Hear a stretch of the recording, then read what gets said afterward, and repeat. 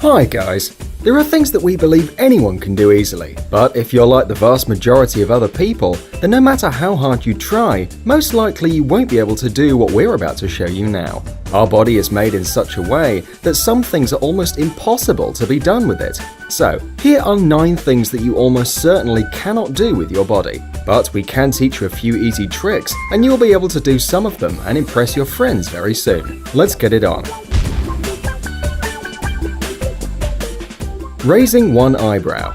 The ability to raise eyebrows is an evolutionary trait. Baboons, mandrills, and cebus monkeys raise their eyebrows in a gesture of threat. Although most of us can't do this trick, it's really easy to learn. Start by keeping one eyebrow down with one hand and holding one up with the other. Keep practicing this in front of the mirror so you can get the correct muscle movement to lift one eyebrow up. Once you are familiar with this and can do it right, try again, now without using your hands, and then just keep practicing in front of the mirror until it becomes natural. Licking your own elbows. Everyone knows that 99% of the people can't lick their own elbow, and 90% of the people told this immediately tried to do it. Tried to? Okay, moving on. So, despite the statistics, for some people this task is pretty easy. By the way, Guinness World Records get about 5 claims every day from people who think that they are unique just because they can lick their elbows. Wiggling your ears. Not so many people can wiggle their ears, and scientists have just found out why that is. Turns out, unlike other face muscles, ear muscles have their own accessory nucleus, a control area for muscle function in the brainstem.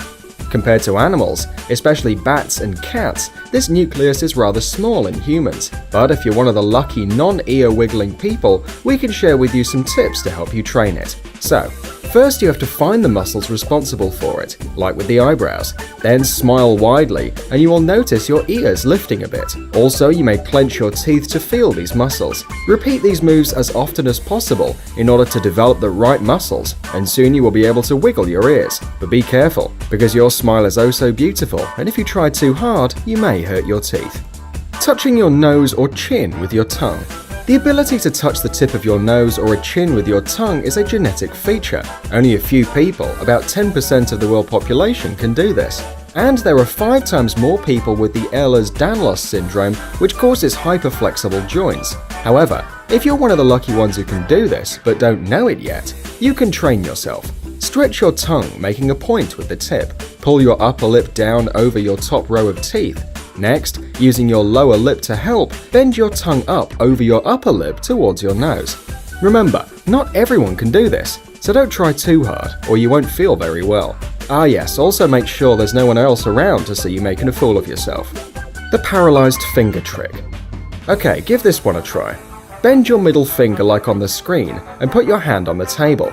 Then lift your thumb, index finger, and pinky. No problem, right? Now try the ring finger. Any luck? Yeah, I know.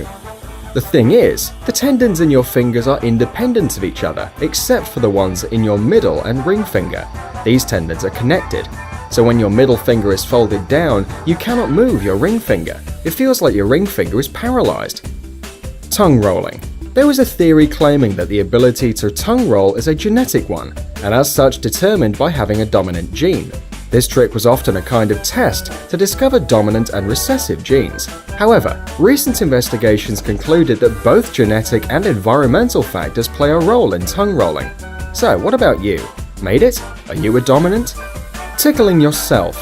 We all have a ticklish spot or two, which are never a secret for our nasty friends. But alas, you can't tickle yourself, and scientists actually know why. The answer is that the cerebellum, which is involved in monitoring movements, can predict sensations when your own movement causes them, and this prediction is used to cancel the response of other brain areas to the auto-tickle. Yeah, what a shame. Leg trick. Think you can multitask? Try this. While sitting on a chair, lift your right foot off the floor and start making clockwise circles. Then while doing that, draw the number 6 with your right hand. And then guess what? Your foot will change direction. You can also try to move your right leg in anti-clockwise circles and simultaneously draw the number 8 with your right hand.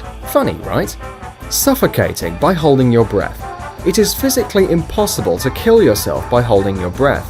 After all, we have a reflex of deep exhalation to get stagnant gases, such as carbon monoxide and nitrogen, out of our lungs. Even if you can force yourself to overcome this reflex, you would eventually pass out from lack of oxygen to your brain. After passing out, you would begin breathing as normal, and soon you'll wake up again. As you see, it can be pretty dangerous, so please don't try it at home, just trust our words. And in the end, we wanted you to put your tongue back into your mouth, stop wiggling your ears, and for sure not try to suffocate yourself. But just like this video and subscribe to our channel. And this is all for today. See you soon.